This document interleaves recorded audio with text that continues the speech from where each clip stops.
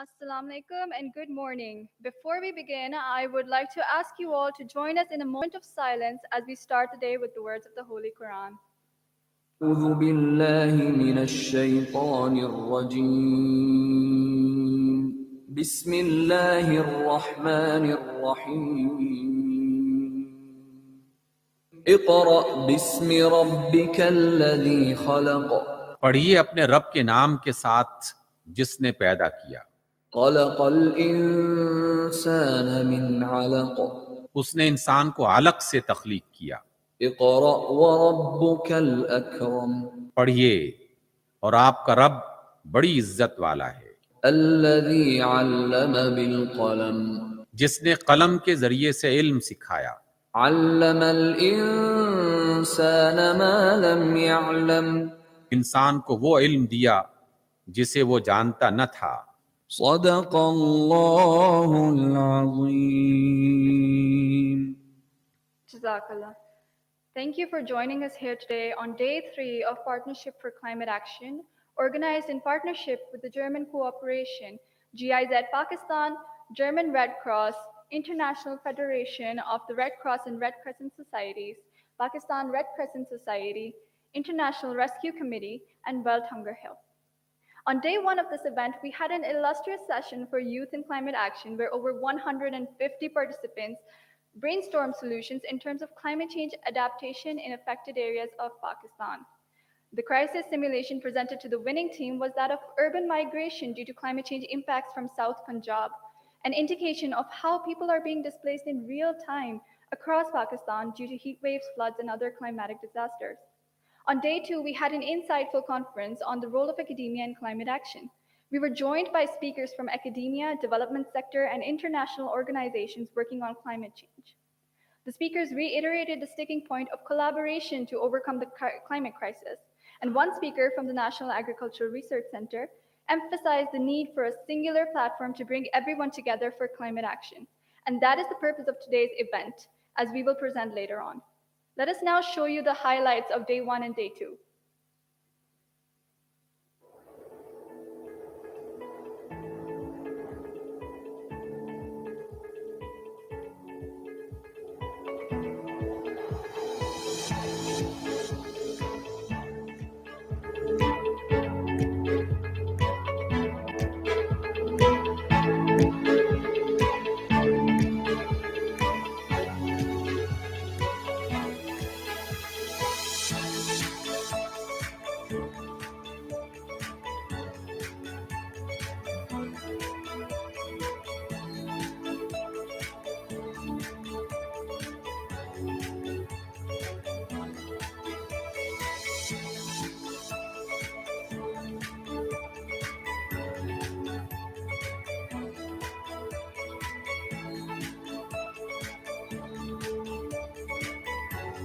I'm representing today German International Cooperation, standing here at that wonderful auditorium at NUST University.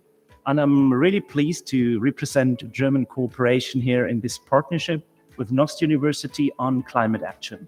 Climate change is real. Climate change affects us all, and it will affect us today, tomorrow, and the day after tomorrow. It will not vanish in 2 days. So we're very happy and pleased to partner with NUST University to spread the word, to use the knowledge here, to increase the knowledge, to partner with Pakistani institutions and with NUST to make climate action happening today and tomorrow. I have been working with the Anthony side as a program lead on the climate change profiles. आज का panel discussion काफ़ी fruitful था and I am very glad कि नस ने ये initiative लिया और उन्होंने ये कैसे हम लोग पार्टनरशिप कर सकते हैं with academia, civil society, think tanks. I hope कि जो ये जर्नी है ये आगे बढ़े और इसमें हम लोग एक पूरा एक पैनल जो क्लाइमेट चेंज के अंडर बना है वो पॉलिसी मेकर्स को, गवर्नमेंट को जो है वो पूरी तरह सपोर्ट कर सके और उससे एक बेहतर तरीके से रिजल्ट आ सकें। The German Red Cross, the Pakistan Red Crescent Society, and which is funded by the German Development Corporation, is very pleased to be partnering with NUST for this conference.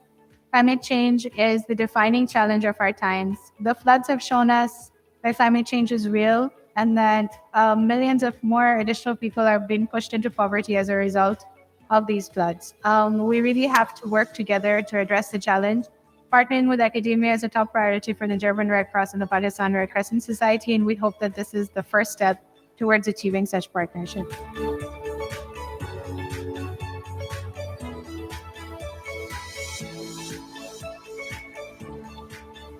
I'm extremely happy to be part of this 3-day event on Partnership for Climate Action. It is a very important topic, and I'm glad that we've been able to have conversations with different stakeholders from different sectors of the country. Thank you.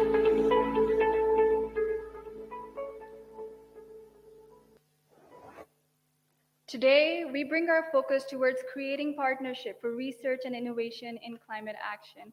And with that, I would like to call the Pro-Rector, Research, Innovation, Commercialization, Dr. Rizwan Reyes, to address the audience as we commence with the event.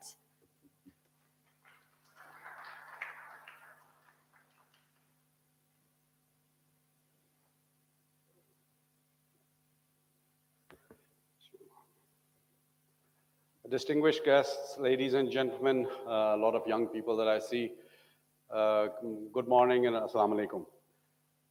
4 words in the title that I really, really like: partnership, action, science, and sustainability. The climate change problem, I was talking yesterday also, is something which is not going to require visas and airline tickets to cross borders. It can only be solved through partnerships. You can create the best of partnerships. Nothing will happen if we take, unless we take action. If we want to take action, science and technology is going to be a major part of it. And it cannot be a spike. It cannot be a momentary thing. It has to be sustainable. So I really like these 4 words in the title, because we do need a partnership. We need to take action. Action has to be science and technology based, not political based, not economic based. And it has to be sustainable. Only then we are going to hopefully tackle the challenge to an extent that the future generations will have a planet to live on. And it is that serious a problem. It's not a problem where the temperature is going. Somehow when we hear, okay, the temperature is going to rise by 1 degree, it does not create the impact. Those pictures of the flood, that's what the impact is. The 1 degree doesn't mean anything to us. When we are talking in Pakistan and we are talking of 48 and 49 degrees already, you say, okay, so 49, it'll go to 50, so what? No, it's the floods. It's the rest of what happens alongside it. It's not a planet which is going to be worth living on if we don't do something about it. So I'm very, very glad to see a lot of partnership here, all our friends who have joined us, all of the friends who have joined us today in this conference, because this is going to require a team effort. So why NUST? A lot of you may be asking, why NUST? And some of the guests have probably seen the intro video of NUST before, so I'll repeat it a little bit for some of the guests who have not. NUST is Pakistan's leading university, but much more importantly, NUST is the only multidisciplinary university of this scale in the country. With 145 degree programs, you have all the tools and the expertise and the capabilities available to tackle anything. So why not climate? Climate has hit Pakistan worse than any place else, or pretty much as worse as any other place in the world this year. So it's something that we know has happened. It's not something theoretical anymore. So therefore, the top university of the country, the most multidisciplinary university of the country, and with the brightest minds, brightest young minds as students, the brightest faculty members, we have to tackle this problem. And with the partnerships that we will, inshallah, create through this conference, which is going to be a starting point, we will create those solutions to make this problem not go away probably as quickly as we would like, but at least mitigate. Short term, start to predict. Medium term, start to influence outcomes. Long term, solve the damn thing. So with all that effort that we hope to put in, this conference is T0. This conference, from our perspective, is the starting point. And hopefully all of us here and all the partners that we are bringing together will see that as a starting point of the partnership. So I'm wearing a tie today because we have lots of German friends here. So I don't know if you can see this. But this tie is a German Nobel Prize winner's notes. So we got this from our Max Planck's Institute friends. And I wore this specifically today because this gentleman was tackling a problem which he could not solve for many, many months and years. And then one night, he had a moment of inspiration.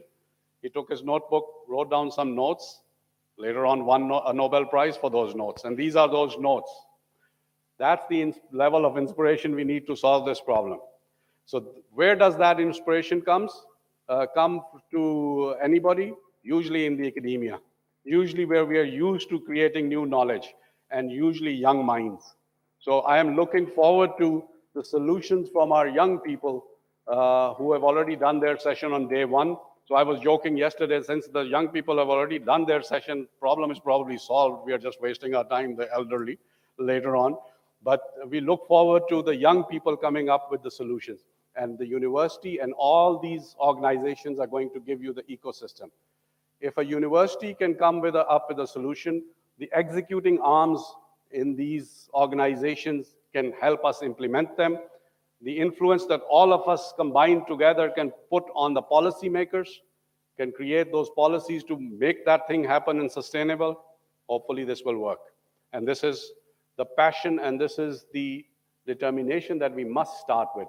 It has to work. There is no other option. There is no plan B.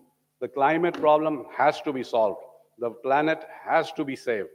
It has to be saved for you young people and your children. There is no other plan. There is no other way. So therefore, let's take this with that level of seriousness. Let's put that level of concentration behind it. And just like we do everything at NUST, let's put that level of excellence behind it. Thank you very much all for joining us. Let's hear some good thoughts and keynote speeches today and find out what the experts believe in.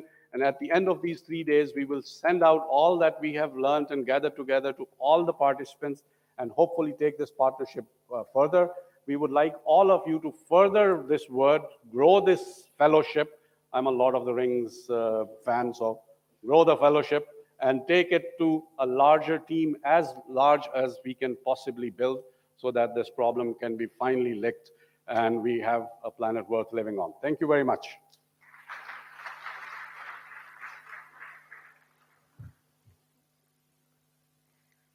Thank you, Dr. Rizwan.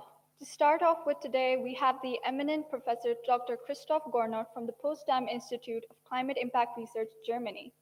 Dr. Gornot could not join us in person today, but we have a recorded message from him. A warm welcome from my side.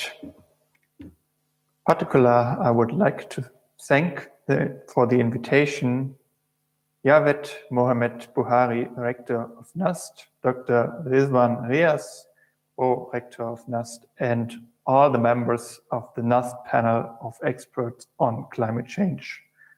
Distinguished guests, dear colleagues, it is a pleasure this invitation for this very important and exciting meeting today. I would like to thank you for this invitation, and I would like to give a short summary of climate change risks which we are facing.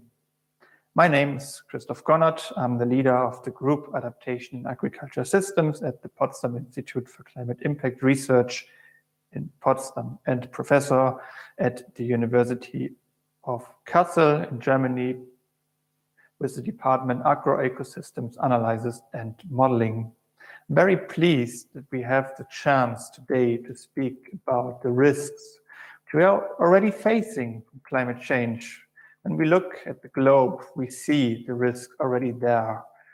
In the Global South, we have seen this in Sub-Saharan Africa with the droughts in Eastern Africa, which hit strongly the coast and also Madagascar, not only a year, but in the fourth and the fifth consecutive year.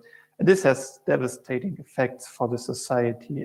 I think we have seen heat waves around the globe, which has tremendous effects on many people, in particular vulnerable people.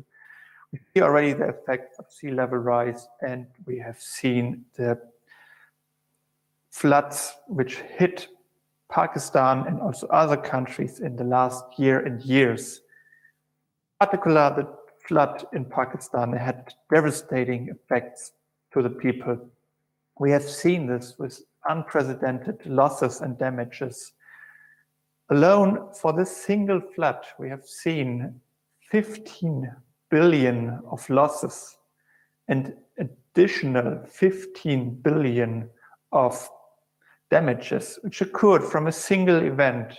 And we see with climate change more and more these extreme events will occur more often in future times. Here it is so important that we as a community work on this and understand the risks of climate change much better. But we should not limit this. Of course, science has also the mandate to inform the society about these impacts and to work together with partners on the implementation. It is a pleasure for me to say a few words to this important project which you have started in Pakistan. And there is a great collaboration between the University of Kassel, the Potsdam Institute for Climate Impact Research, and many universities in Pakistan, and I would be very pleased to continue this in the future. It is important, as already said, to bring information, science, scientific evidence to the ground. And therefore, of course, it is important to have you as partners. It is important to have partners on our side who are responsible, feel responsible for the implementation. Joint collaboration with the Deutsche Gesellschaft für internationale Zusammenarbeit, in short GIZ, is very important also to all of our work which we are doing together with the BMZ, our German counterpart as the ministry. Here we are focusing so much on the work on climate risks. And I would like to share some key insights which we conducted in some research activities together with partners in Pakistan. And we found that, of course, the risk of climate change is already there and it is further increasing. We see already the strong effects of heat waves, which will become more frequent and more severe in the future. And what we also see is the change of precipitation patterns. That makes it so important that we have clear understanding when and where precipitation extremes will occur, because this requires action which we have to build. It is important to understand this not only at the national level, but really at the local level, to work with communities, to work with societies, to implement effective adaptation measures. I would like to say, when we focus on the heat waves, we see this all over Pakistan, that these risks are increasing. When we look at the effects of precipitation, this is a more granular picture, and we see here that there are some parts of Pakistan which will become likely more drier, which of course may also have strong impacts of agricultural production, and other parts at the same time will become more wet. And here also we will face, in all regions, also the drier regions as well as the wetter regions, we will face problems that we will have not so smooth distribution of precipitation, and we will have more extreme events followed by longer dry spells. And of course, this causes new problems, new challenges which we have to face. We have seen this with devastating floods in Pakistan, that also the infrastructure could be damaged. We have tremendous effects on the agricultural sector. People's lives get lost. And of course, after the flood, there were important health aspects which also came in addition to the flood, which also hit the people very hard. And here we see also that also an extreme weather event like a precipitation has cascading effects on various sectors. It influences agriculture, infrastructure, production, industry, the whole economic growth, the health of the people, and we face losses of lives and other losses of livelihoods. And I think that's very important that we address these together and make them transparent for the policy to react. At the same time, it's also important to react with suitable adaptation measures. And I think here science has also a role to play, not only analyzing adaptation measures, but also providing these evidence in a format which is suitable for policymakers to take up this information and bring this into action. And here it is important to create knowledge which is accessible, create knowledge which has a high ownership of the people on the ground, on the implementation and all the policy.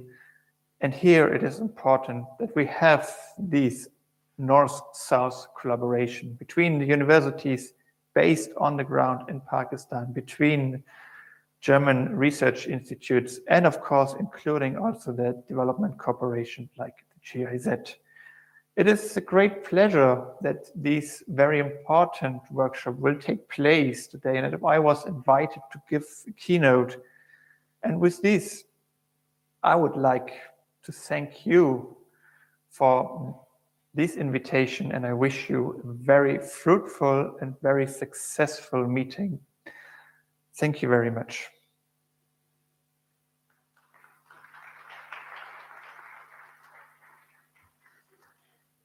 That was a very insightful video by Dr. Christoph. And next, I would like to invite Ms. Florence Roll, country representative of the UN Food and Agricultural Organization, for her keynote address.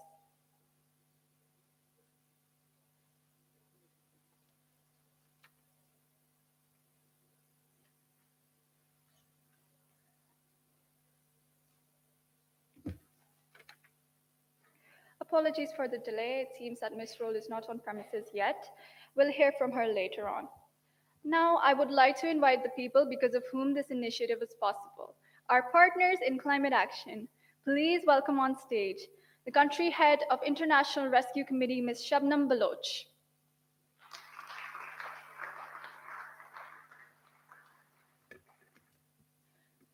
Head of Office, German Red Cross, Mr. Asif Aman Khan.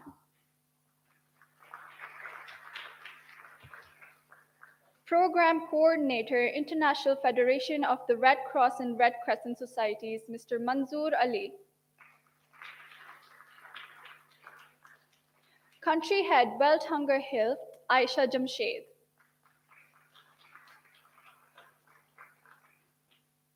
And last but not least, the Chief Executive Officer of Anthro Insights, Mr. Mujtaba Zaidi.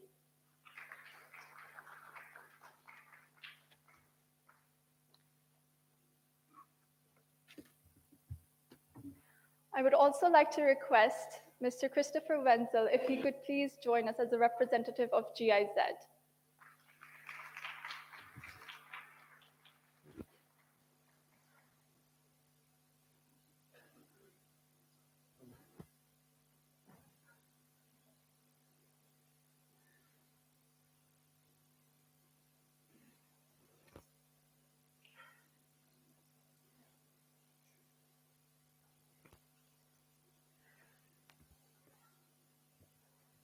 Now, we've brought you here today, our partners, to get your view of how we're taking forward this partnership for climate action.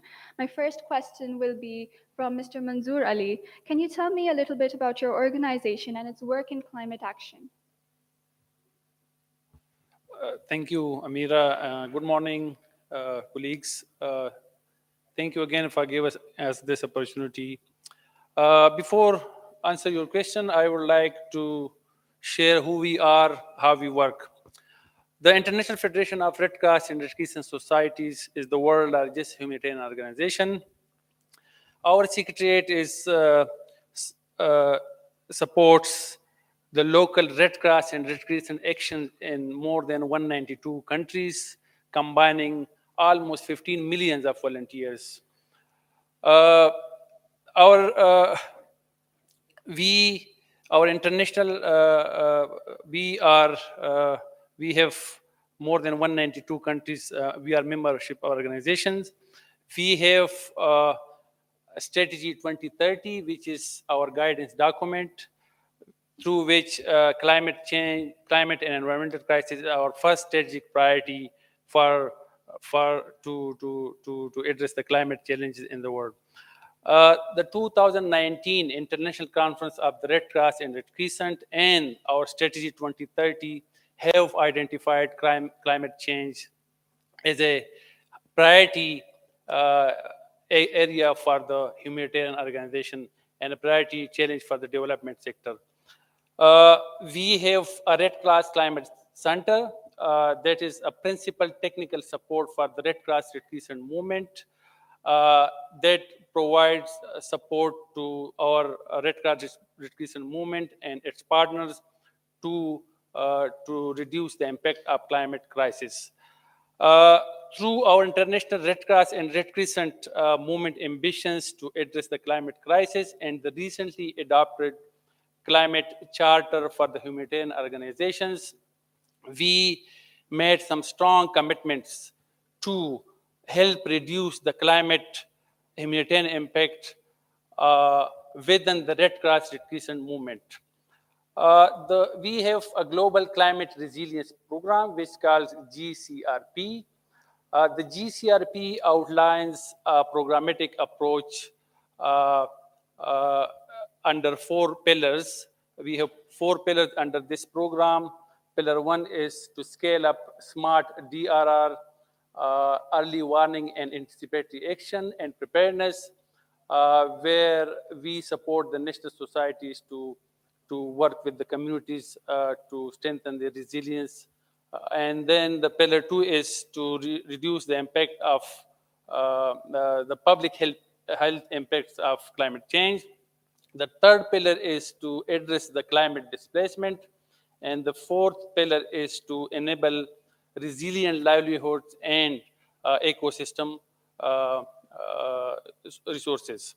So to further strengthen the GCRP, the Global Climate Resilience Program, we have secured some funding from USAID last year, and we have started this last month, this climate action journey for Pakistan to support the Pakistan Red Crescent Society to embark this journey for the next 3 years.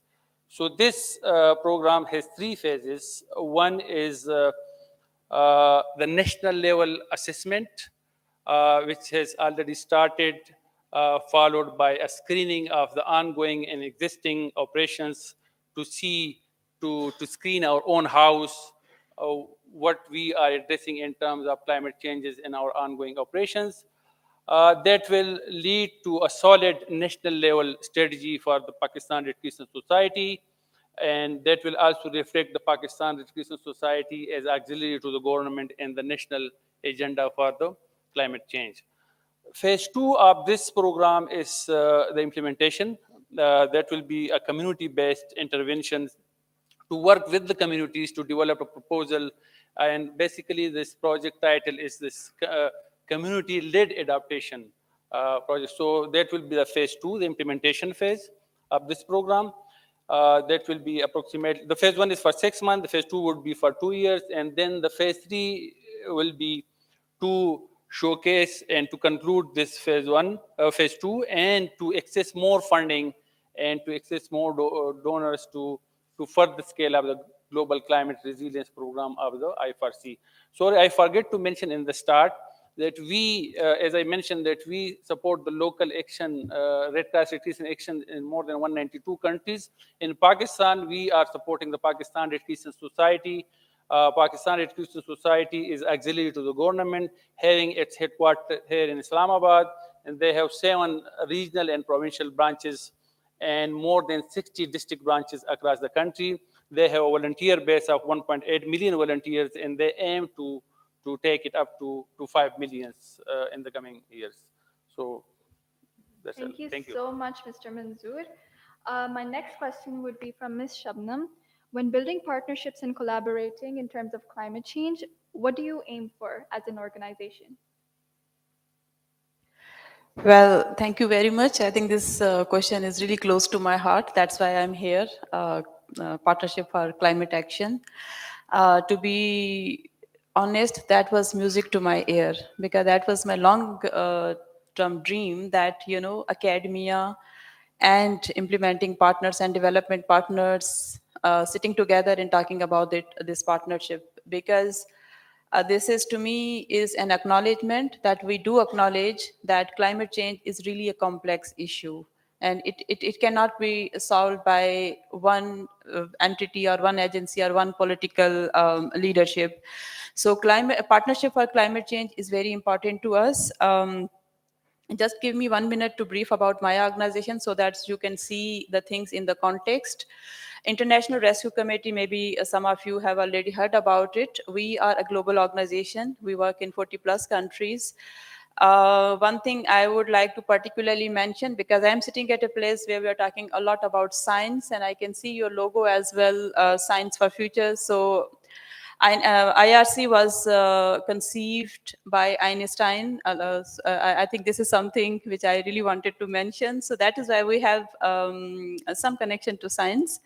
And I really liked our initial discussion with NUST where we were talking about science for negotiation, because we have been talking a lot when it comes to climate change about negotiations at political level and engaging maybe private sector and many other actors. But something which was missing in that discourse, I mean, that was happening, but in isolation. But something which was missing, that implementing partners in academia are talking about science now to bring attention to this crisis. As I mentioned, climate change is really a complex issue. So what we do, because our thematic areas, as my colleague was mentioning, because every organization has its mandate, IRC works in the most crisis hit countries everywhere in the globe. The 40 plus countries I was mentioning, they are hit by different types of crises, whether it is a refugee crisis, whether it is a displacement or ongoing conflict or wars or a climate related crisis. So we work there. And climate is, we do climate sensitive programming. So whatever we do, whether it is program related to education or health or governance or livelihood or gender justice, climate change is part of that program designing and policy design. In terms of partnerships, we engage with diverse range of partners since we work on ground as well. So we have a very clear collaboration with the communities who are affected, who are the first-hand affectees of these crises, climate-related crises. And to me, because I not only in Pakistan, I have worked in many other hard-hit countries as well. These are the communities who are still understanding what is happening to them, because it is not just their livelihoods who are affected, but the whole ecosystem. They were living in that ecosystem since hundreds of years, thousands of years. They're really understanding what is happening to them. So we work with them to help them to adapt to these changes. And simultaneously, we work with the organizations who are the service providers, who are the one who have to provide some service, climate sensitive services to those communities. So we work closely with the government, with national and provincial disaster management authorities, climate change ministry, and other relevant ministries at the government level. We also work with closely with academia in terms of evidence generation, so that when we negotiate for any policy level change or any programming level change, we have certain evidences. So we work closely with academia, and I'm happy that we are entering into formal partnership with NUST as well. We do engage youth as well. We do engage local civil society, and we do engage private partners as our partner in this climate action. And we do also engage a lot media as well, because after the even the floods in 2022 in Pakistan, we have been working closely with international media as well, so that people can see what has happened to Pakistan is a unique case. It can happen to any other country. So these are the type of partnerships we do forge and we do encourage. So I will end here. If you have any follow-up questions. Thank you so much, Ms. Shabnam. That was such an insightful and enthusiastic answer, actually. And Next, I would like to ask Mr. Asif Khan, can you give me a success story that you had in terms of any project related to climate action? Yeah, thank you, Amira. Yes, I'll tell you about the success story. Just to tell you that the title itself, Partnership for Climate Action, and there are so many organizations. We are sitting on the stage as well, and honestly, for the Red Cross, I can just admit we are not so good in coordinating and collaboration. I must admit, this is something we have been doing for ages, working in a bubble, in silos. It's a very good initiative, and I think we as actors, either humanitarian or development actor, have to work together. Ms. Baloch said so many things that they have been doing, and honestly, we are not aware because there's no forum or very formal forum where we can exchange things. We have a lot of things in common as well. No doubt, there are 3 organizations funded by the German government sitting here, and a lot is done by the German government and also by the German organization here as well. So one of the project that we have funding from BMZ, the development ministry, is to do collaboration and advocacy, and we have really come forward on this, but still we have to go a long way. And as a Red Cross, we are just new to this collaboration and coordination. On a success story, yes, we are doing humanitarian work and as well as development. And the humanitarian work, we do service delivery at the grassroots level through the Pakistani Red Crescent Society. And that's how we work. We will always have one partner in a country, and that will be Pakistan Red Crescent Society. So we can't choose a partner in a country.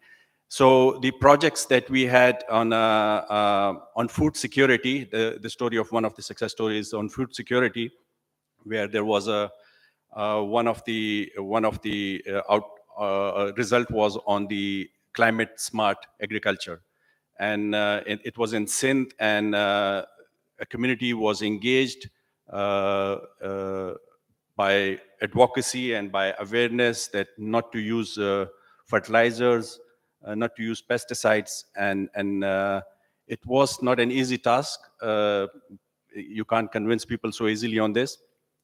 But then when they saw the production was 51% more than what they have been using traditional way of agriculture.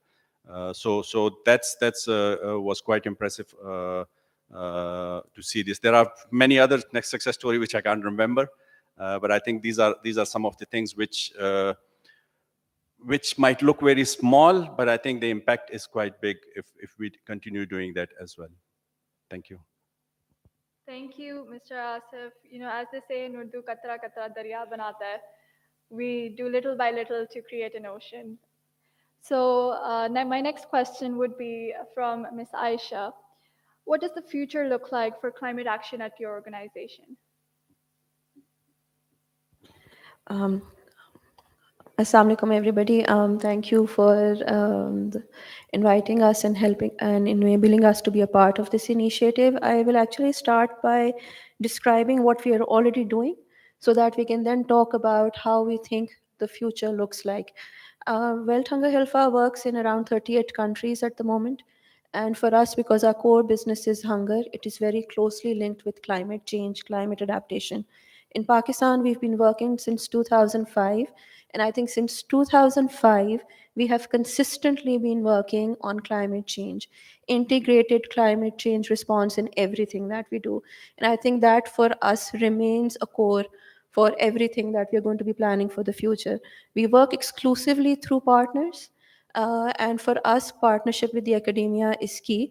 One of the success stories for one of the recent initiatives that we've done, especially in terms of climate change adaptation, in terms of anticipatory action, where we've been participating very closely with the academia. A lot of people talked about heat waves earlier. Christoph talked about it. The prorector talked about it and saying that 1 degree doesn't make an effect. I think it really does, because when there is a lot of heat. It is directly related with the drought and flooding condition in Pakistan. So although a lot of people say that this flood was sudden, it wasn't, because we have been responding to heat waves and droughts in terms of anticipatory action earlier on. And when you talk about uh, the linkages between all of the things and the patterns that are happening in Pakistan, these floods were imminent. And I think those alarm bells were what we ignored. For us at Wealth Hunger Helfa, because we believe in innovation, we believe in scaling up sustainable models, we believe in partnerships, we believe in talking to everybody who wants to make a change. Nobody can work individually. These are not issues that can be solved by an individual organization.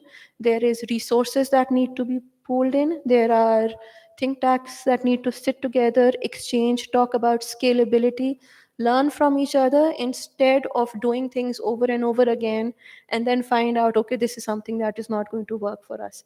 So for Pakistan, I think everything has changed. When you talk about climate change, you're talking about how it affects your food nutrition security in the country, how it impacts your economic development, how it impacts your education, because people forget every climate crisis has an adverse effect on education itself.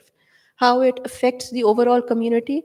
If you say 57% of your population or your children are stunted, it is not just related to nutrition, it is also directly related to climate change. And that is what we need to look at very closely. So for us, when we talk about WHH, we want to have a futuristic approach. We believe that the talk or this discussion that we really need to start thinking about a longer term plan. I think the time to act is now. So we want to look and focus with for partners who believe in doing things now, because we don't as a country have any more time to plan and think things through, because we're right in the middle of it. Thank you. Thank you so much, Ms. Aisha. Uh, Next, we have Mr. Mustafa Zaidi. And I think as a last minute partner, we would like to hear a lot about your organization and what you are doing. But I also want to know, what gaps do you see your organization filling in terms of climate action? Thank you very much. That's a beautiful question to actually start with. Um, the Anthro Insights by design, by concept, is a concept which makes people the center of the policy, making sure that we understand how different effects of climate change or for any other phenomena is being observed or being experienced by the population in general. Converting that data into a meaningful insight for the decision makers and making sure that they understand the gravity of the situation and the appropriate options that they have in terms of policy. What we have been doing is sort of a mixed word, but just to put it in a generic form, we talk to data and we talk to people to whom the data should be talking. So we are essentially a broker of data and knowledge, and we try to transform a common practice or sort of what is being said here by so many people, that exactly what needs to be done and what needs to be changed in the policy, in the laws, and in our systems to make sure that the response is appropriate to the needs of the people. So we are just, in a way, we are just a conduit of that sort of those words, put the advocacy right where it belongs. At the same time, invest in the systems for just to evolve our data streams and to understand where we can have more evidence of what needs to be done. One of our panelists also mentioned that the politics of negotiation as science, and how can science actually do that? Because science has this power to make it a very neutral sort of a subject. What we have been doing, we have been working across party lines with different parties through our climate change committee. We have been assisting them in bringing this collaboration for the climate front. We have been trying to link them up through our knowledge hubs. Our knowledge hub is assisting the parliament in a way that we have a database of over 100 academic scholars who have researched on different academic areas of climate change and how different aspects of life have been touched by climate change. We try to make sure that and inform their discussions about whenever a topic is coming in for the committee to review. we tend to give them the best possible answers from academia and try to link them with the experts who have spent their lifetime on researching those subjects rather than having a sort of a political opinion about things. So making it more political neutral, building a consensus through this science and data, and making it as a way forward for our policy and the transition. I'll rest it there. Thank you so much. Filling up data gaps is such an important task. My last question will be from Mr. Christopher Wenzel, and I want to ask you, how does your partnership with NUST strengthen your objectives towards climate action? Well, thank you very much for having me spontaneously on stage. And so I'm pleased to be back the second day. And I think I can give a brief answer to that. It was raised by Professor Gornord and by many speakers before. I mean, what we need to counter the challenges of climate change is we need to have informed and evidence-based decision-making. And I cannot tell about Pakistan. I'm only here for 6 months now. But to make politicians, I worked a long time in parliament, for example. So to make politicians listening to academia, to researchers, and given all the issues politicians, decision makers have to have in mind and have to work on all around the globe, not only here in Pakistan. You need to have access. You need to have brief answers sometimes. And I think partnering with NUST for us means we try to support and facilitate this partnership between societal actors here in Pakistan and the evidence needed, the information needed. I think NUST is the right partner to work with. Thank you, Mr. Wenzel. I think we have time to take a few questions from the audience. So if you have questions, please do raise your hands and our volunteers will bring mics to you.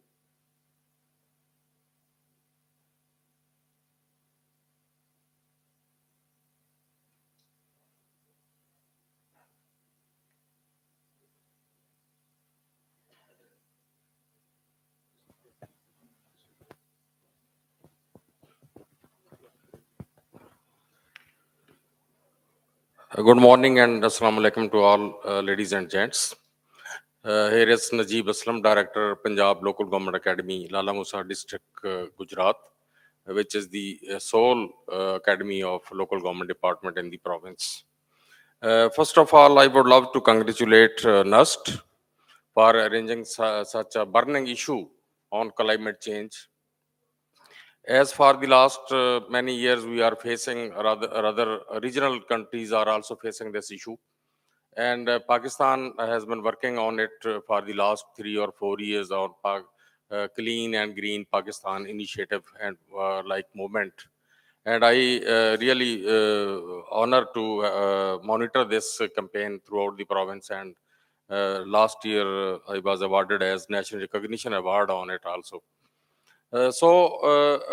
Punjab Local Government Academy, yes, we are working with partnership and GIZ with World Bank, with UNICEF, WASH program, UNICEF, and a couple of other national organizations. So this is a good opportunity to have some good initiatives to institutionalize these things. Like this is the time to capitalize the research which has been conducted by the this academia, particularly focusing climate change, and also NUST has worked a lot on it. How to bridge this gap? Academia is not far away from government departments, because if you see that local government department, particularly after elections, we have a lot of municipal institutions in the province which are directly responsible for the public service delivery. Yes, we have a lot of opportunities in this academy. We have 3 types of trainings in this academy, like for those new youngsters, male and female officers who are selected through a competitive process from Public Service Commission. They come to this academy for 4 weeks training. Now again, we have a lot of people who are working in government sector, and they are getting promotion, mandatory promotion training in this academy, 4 weeks training and some other special trainings. So this is the proper time to include a special chapter on climate change. That what is climate change, what we will have to do, what is global issues, and how to overcome these issues, and what these institutions which are responsible for public service delivery, because those people who are working as chief officers, municipal officer, infrastructure and services, then planning and architects, and then regulations, how to regulate these laws and rules to bring into the mainstream to this climate change. We are working on it, and we are also looking forward to these couple I'm of sorry other for cutting you off, sir, but I would request you to fast last forward your question. Yes. my last word. We are looking forward to have some good partnerships who can help us in developing a very good module on it, so that all these people who are responsible for service delivery, we can give them a very good lecture on it and a complete module on climate change. Thank you very much. Thank you. Let's take a few more questions so we can. Okay, the lady in the back.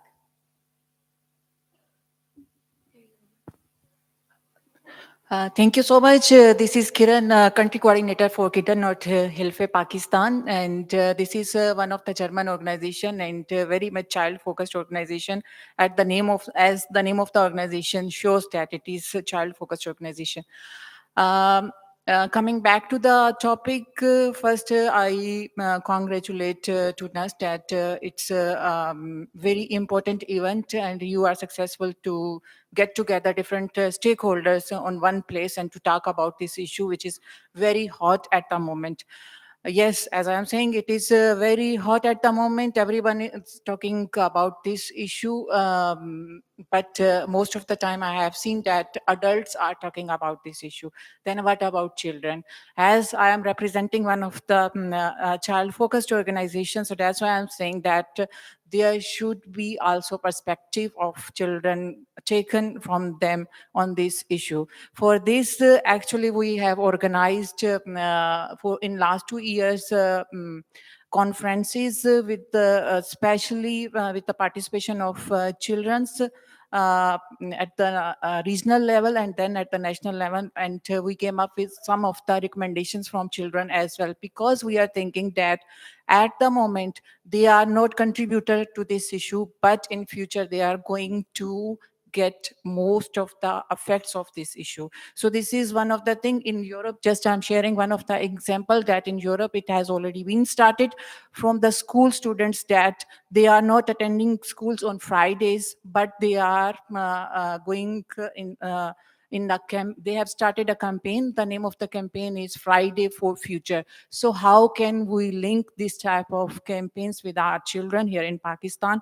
This is just a suggestion. Then also for this partnership, how can we include these children and their perspective as well on this issue? Thank you so much.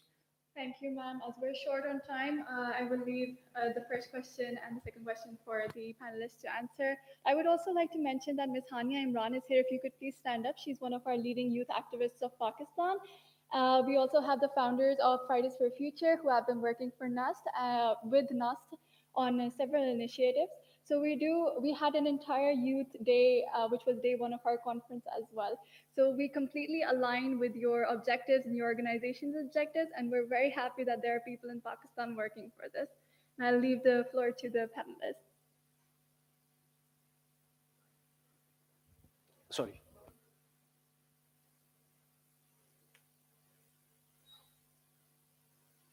Okay, fine. I'll go for the second question. That's a little bit easy for me to answer. For the German Red Cross and Pakistan Red Crescent Society, we don't have any specific child-focused project on this, on the climate change or others, but it is an integrated project which also cater children as well. But then as a Red Cross, we have a very good program which is called Youth as an Agent of Behavior Change. And that's a quite interesting program. I don't know what level of children you are talking about, but if they are in that youth category, then there are a lot of opportunities of integration of climate change and other subject protection, conflict, everything is part of that project. So I think if we coordinate and we will let you know how it fits into that. Thank you. Thank you. Any of the other partners who would like to answer? I would add to this what Asif Sahab has responded to this youth engagement. The Pakistan Literacy Society is running school safety programs. And one pillar that I mentioned under one of the Global Climate Resilience Program, pillar 1 is the scaling up climate smart DRR, early warning and preparedness. We will be reaching out to schools where we'll be conducting the session, and we will be delivering the session on climate change and adaptation. So we can cover the school-going children under those sessions. I would also like to take this opportunity to partially answer the first colleague question. As I mentioned that we have secured some funding from USAID.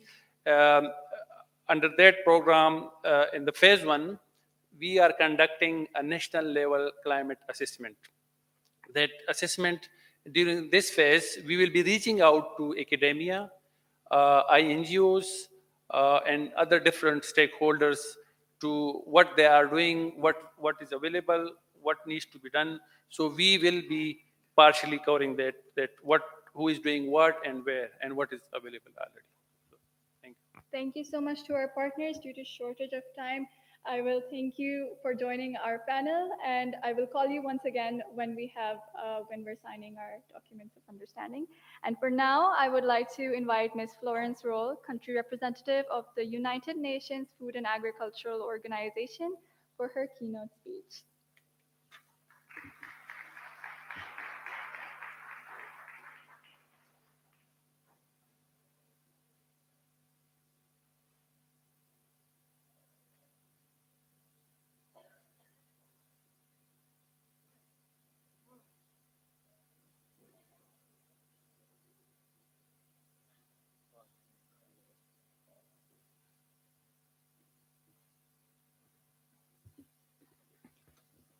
Salam alaikum, everybody.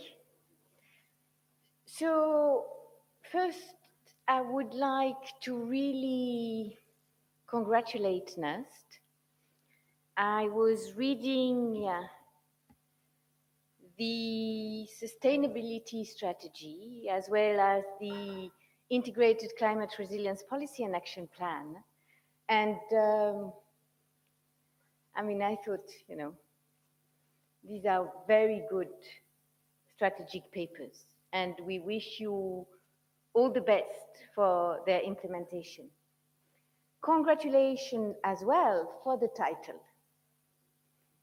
I've done several conferences on climate change, and it's always about linking climate change with agriculture, climate change with malnutrition, climate change with gender.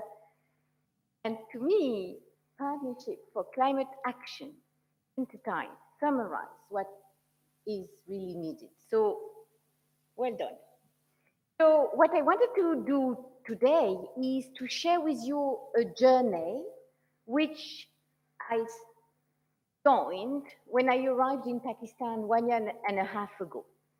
That journey started with this statement. If the Indus had a voice, what would it say?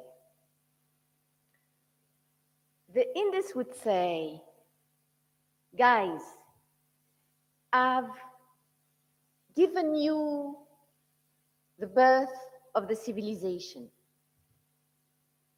I've given you the food for your people.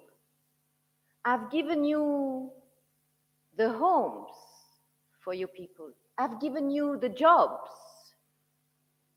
I've given you inspiration for your poets, for the literature, for the songs of Pakistan. And you? what have you done to me? Today, either I get too much water or I don't get enough water. I am polluted. I'm destroying homes, like what happened last monsoon. So when you look at the Indus Basin, it is 90% of the population, 80% of the economic development of the country. It's 9 out of the 10 largest cities, which are closer than 50 kilometers from the water. So it's the life of Pakistan. So the journey started like that. And in the UN system, we took it up, that statement, and we started engaging with the government of Pakistan on what has become now the Living Indus Initiative. So let me tell you the relationship with climate change very quickly. If you look at the increase in temperature, we will all agree increase in temperature will make two things happening. One is the glacier, the melting of the glacier. So more water, or always water, until the glaciers are not there any longer. And it shows, and this increase in temperature means as well more demand for water, and particularly agriculture. 80% of the water is required for agriculture. If you have increased temperature, the crops requires more water. Okay, so more demand of water and less water in the future, and water which is extremely unpredictable with these extreme events at the moment. So basically, climate change in Pakistan is a water issue. It's really much linked to the water. Okay, so the Indus Basin and the story of the basin for us in the UN system resonates a lot for sustainable development for Pakistan and for adapting to climate change, of course. So then the journey started with the Ministry of Climate Change, who took it up. And with the support from academia, and maybe many of you knows a Pakistani who is in the States working for the Boston University, heading Dean of Department of the Boston University, Adil Najam, with whom we worked to develop this Living Indus initiative. So today, it's a very short document.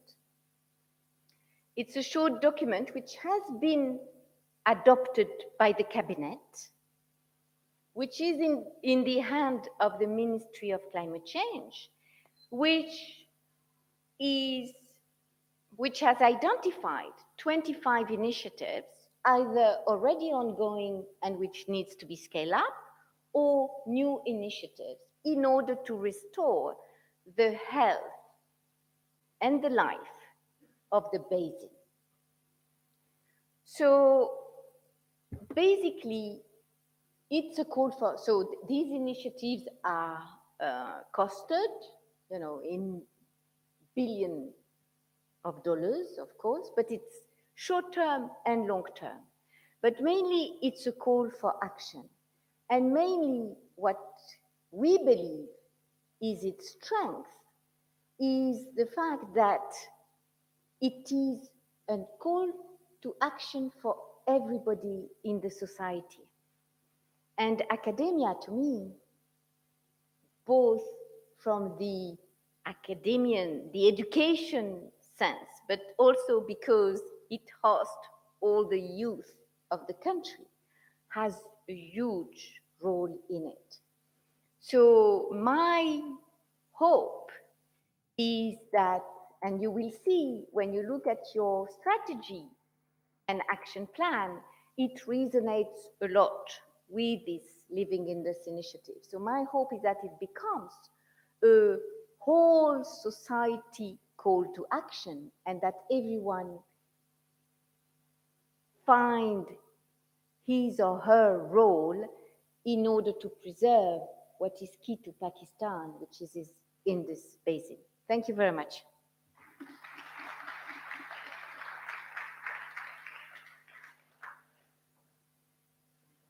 Thank you so much, Ms. Florence. It's always a pleasure to hear from you.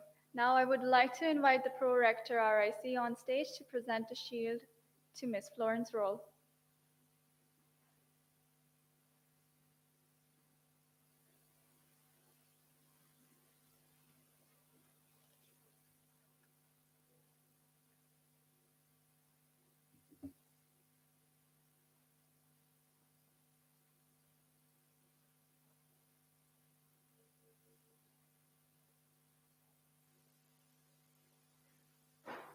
Video play कर लो.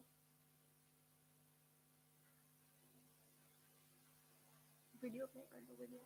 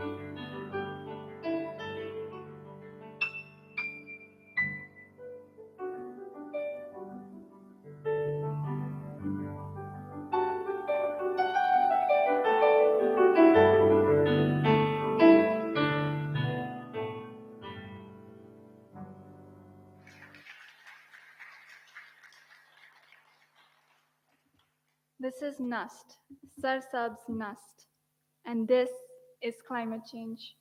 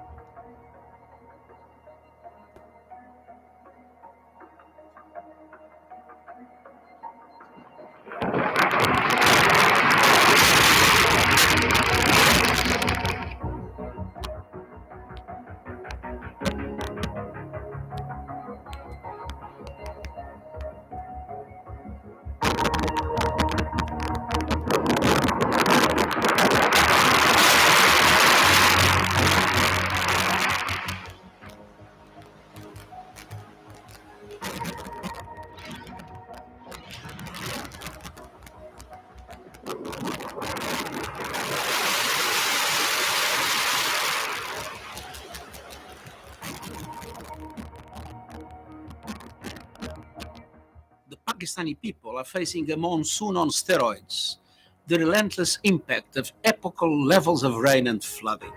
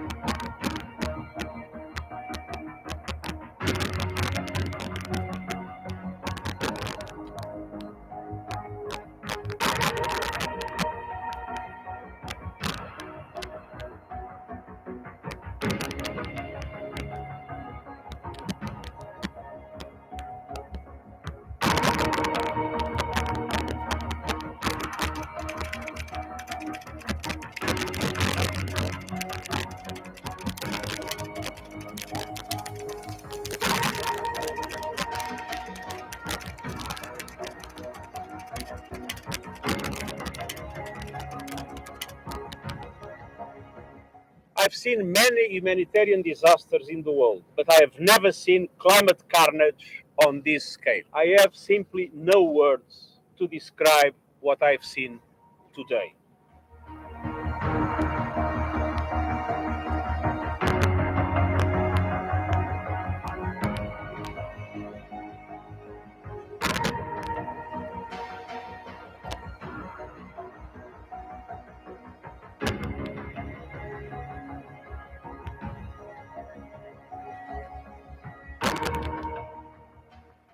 Pakistan needs massive financial support to respond to this crisis that have costed, according to some estimates I've heard today, about $30 billion and counting.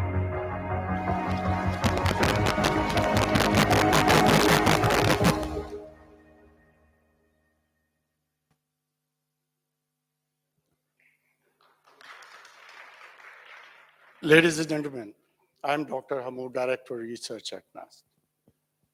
That was the motivation that took us to collect everybody here today. It led us for a practical application that the NUST supported all these flood victims by practically participating, giving a short-term solution to all these flood relief affectees. But what we have done, next, we have started our response to the climate needs that requires a long-term solution for all these things, which require holistic view of the climate change initiatives that we need to take. And this initiative should be inclusive of all the items that we need to work it on. And that is why we are here. We first started with a sustainability strategy. And we developed this sustainability strategy, keeping the 5 thematic areas and having covered all the SDGs in these 5 thematic areas. These 5 thematic areas are decarbonization, environmental sustainability, circularity, inclusivity and community, and partnerships and impact. So we have started with this thing by doing the partnership today. We focus based on this strategic strategy, the areas that we want to work on, and we created a panel of experts from NUST to give us the solution how to move forward. So we did that, and we developed a complete roadmap how to move forward, keeping the short-term, medium, long-term targets in mind. And then we have started taking the actions. There are a number of initiatives that we have already started. We have already reserved the green seed funding from the NUST funds that we have. We are promoting our projects with the climate-related activities, having our green seed funding from the NUST. We have already installed 1 megawatt of the solar plant to use the alternate energy at NUST. We have minimized the paperwork by using our own online system for working our day-to-day life. We have developed the carbon sinks to count for the carbon and its waste. Now, that's the expert panel that you see from the NUST researchers, those who work for this climate action plan that we are going to present today. It's an interdisciplinary solution that we all will be working along with our partners and our researchers.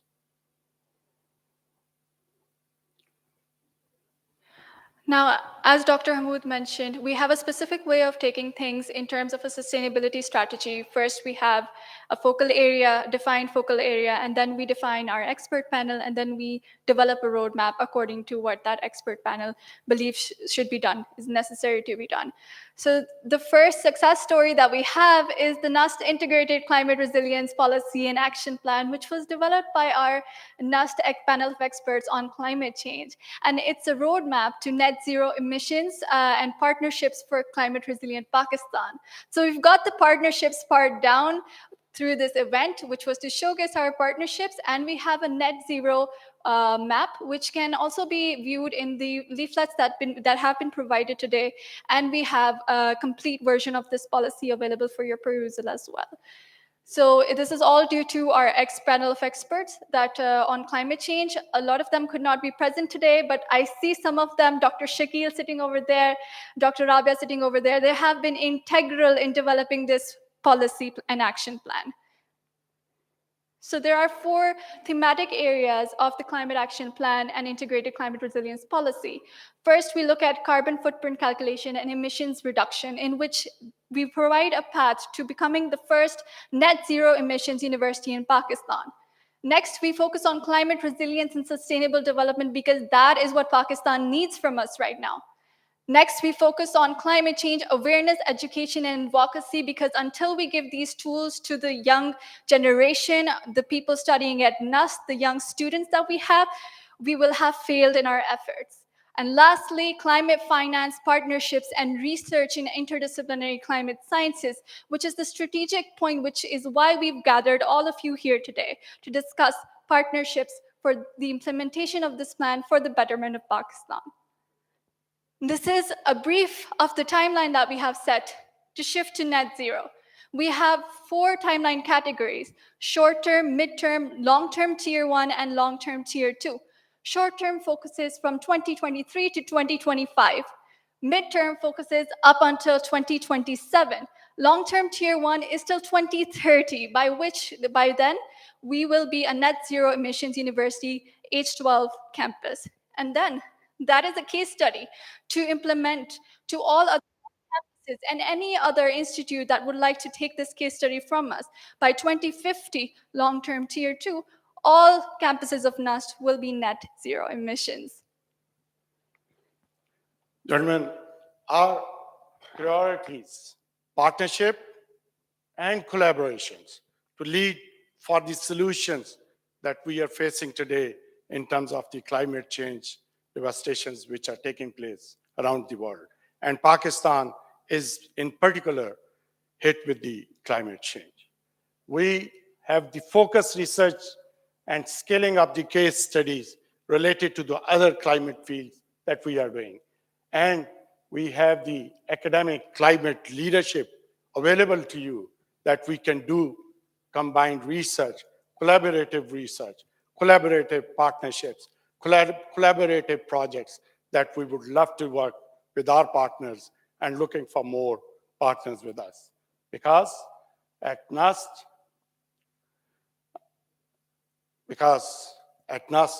we are here and we are defining future for the academia and for the rest of the world. Thank you.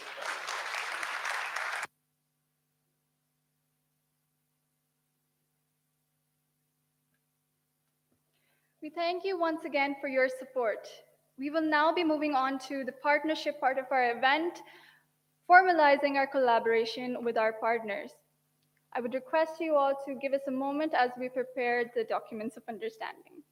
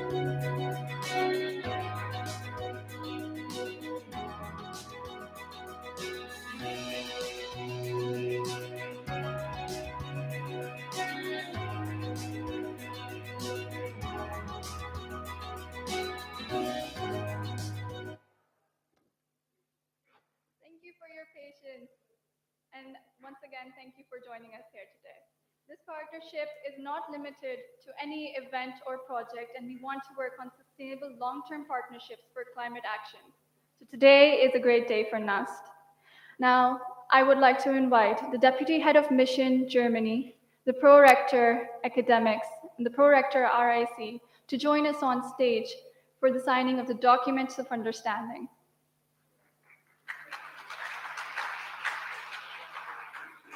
With that, I would like to invite the Deputy Head of Programs, GIZ, Stoyanka Stitch, to join us on stage for the signing of the Document of Understanding. And I would also request senior representatives of GIZ to join us on stage.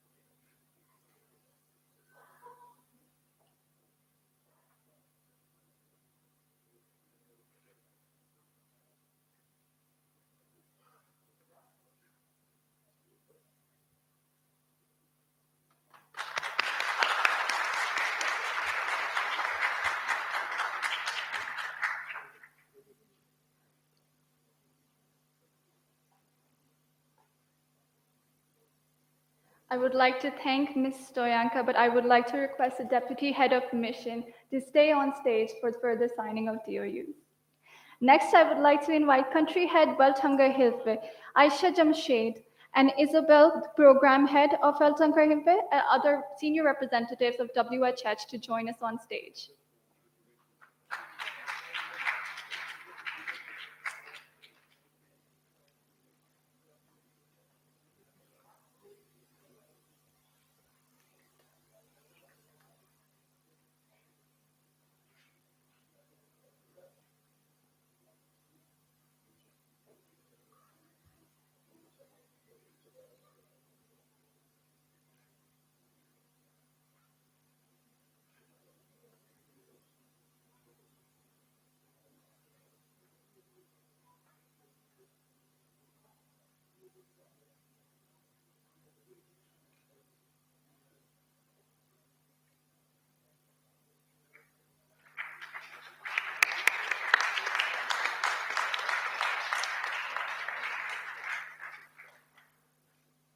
Thank you so much, Ms. Aisha, for your partnership. I would once again ask the Deputy Head to remain on stage. Next, I would like to invite Ms. Javeria Nazir, Deputy Director, PRCS of Climate Change Adaptation. I would also like to request senior representatives of IFRC and GRC to join us on stage as Ms. Javeria signs the Document of Understanding.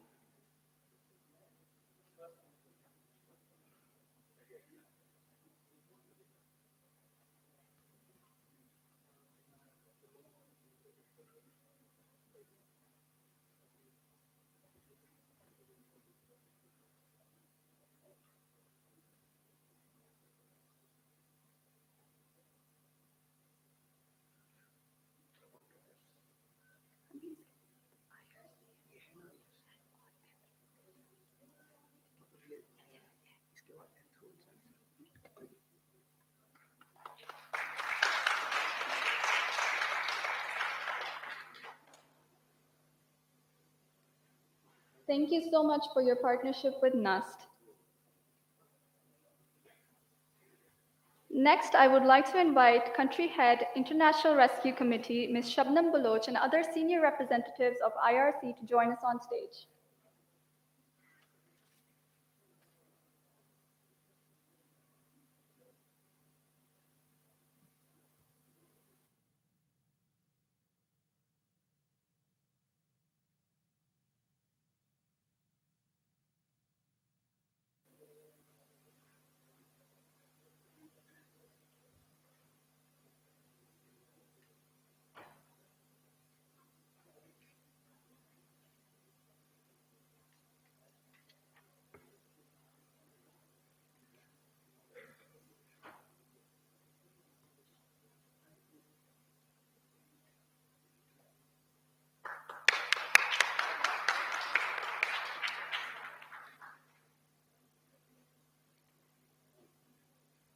Thank you, IRC, for your partnership. Lastly, I would like to invite the CEO of Anthro Insights, Mr. Mujtaba Zaidi, to join us on stage for the document of understanding. I would also like to request senior representatives from Anthro Insights to join us on stage.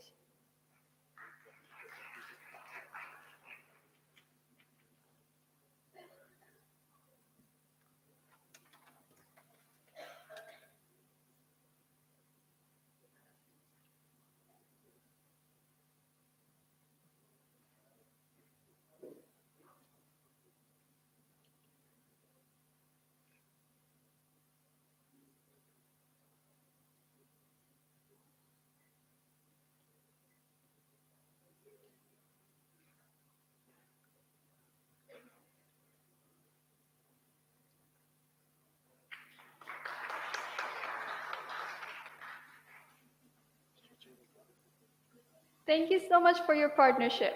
Now I would like to request all partners for the cake cutting and launch of our climate action partnership, as well as a group photo.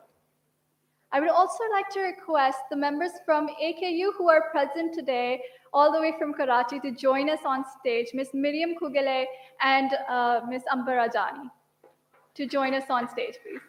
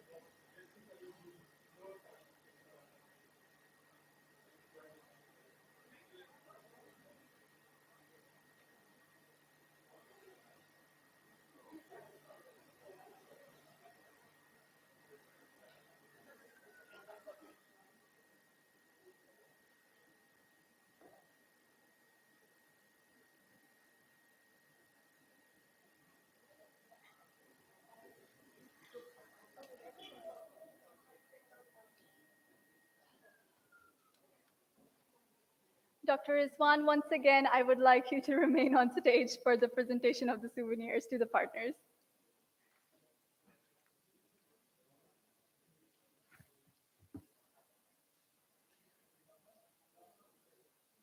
First of all, we have the winners and runner-ups of the youth ceremony that we had on day one. I would like to note that both the runners-up and the winners had members from our school IGIS at NUST.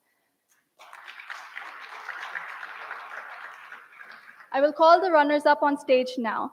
Ms. Maria Batul, Ms. Aisha Batul, Sayyid Muhammad Zishan, Amir Zafar, Ikra Tanveer, Ahmed Shahryar, Reshma Khan, Nabiullah, Muhammad Hamad Khan, and Muhammad Jahan Zaid.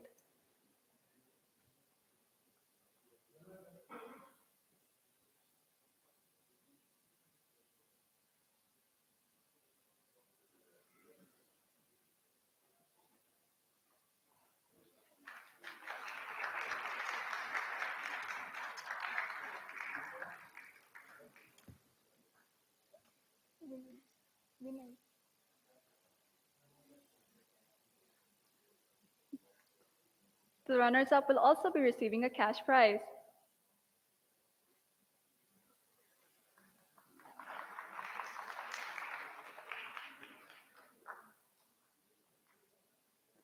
And now for the winning team.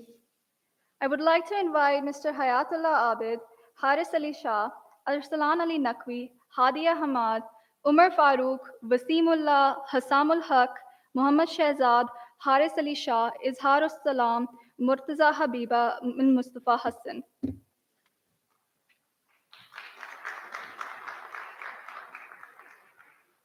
Let me also tell you a little bit about what these young people did to receive this award. The winners managed to manage the climate migration crisis where affectees were migrating to Islamabad from South Punjab. They addressed climate justice, health and education, and ensured the rights and dignity of the migrants. All of these young people had different roles to fulfill. One of them was the prime minister, one of them was the finance minister, and all of them represented different entities of Pakistan's government. Give them a big round of applause, please.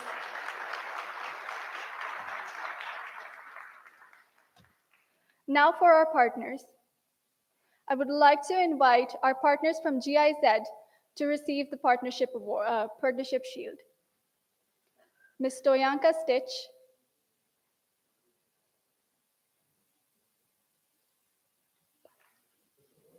Mr. Christopher Wenzel, and Ms. Anam Rathore.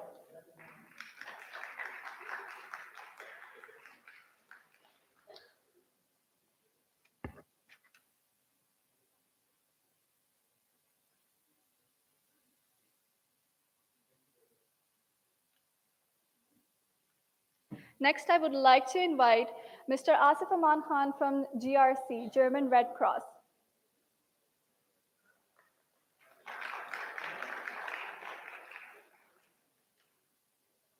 We also have Ms. Anam Zeib, who has been so helpful in making this event a success.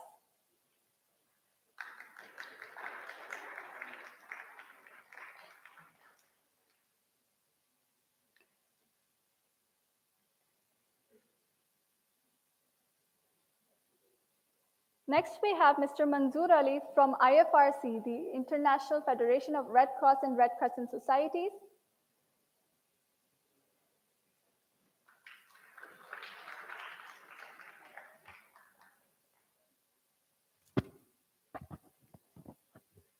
I would like to call upon Ms. Javeria Nazir to represent PRCS in receiving the award for partnership.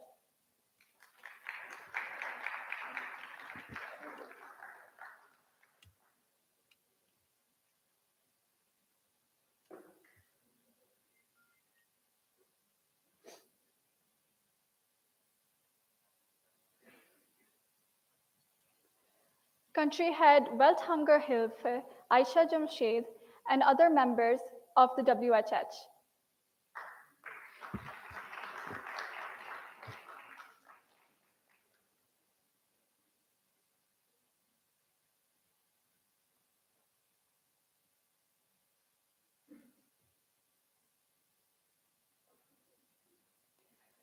Country head International Rescue Committee Shabnam Baloch, and other members of the IRC.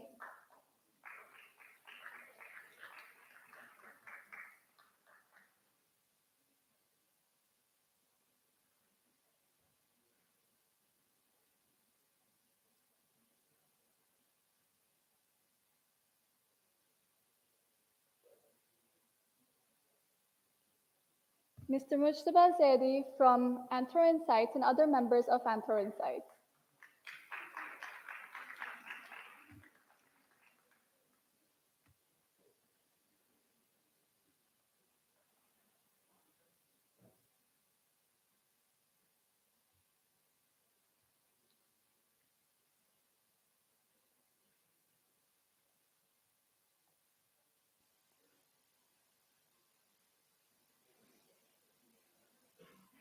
Thank you for joining us today. We would like to direct you towards our exhibition.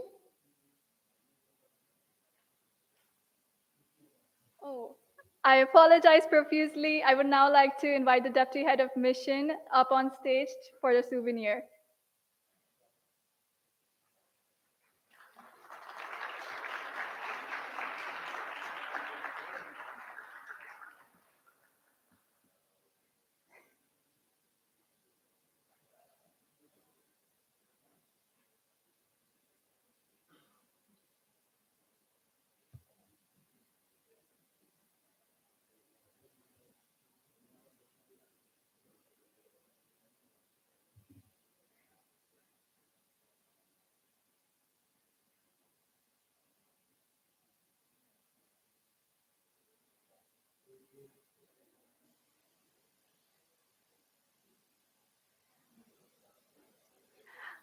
Thank you for joining us today. We would like to direct you towards our exhibition displaying research and projects related to climate action.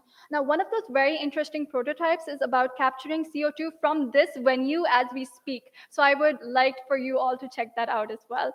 Furthermore, lunch will be served downstairs. Please join us, and thank you once again for being here today.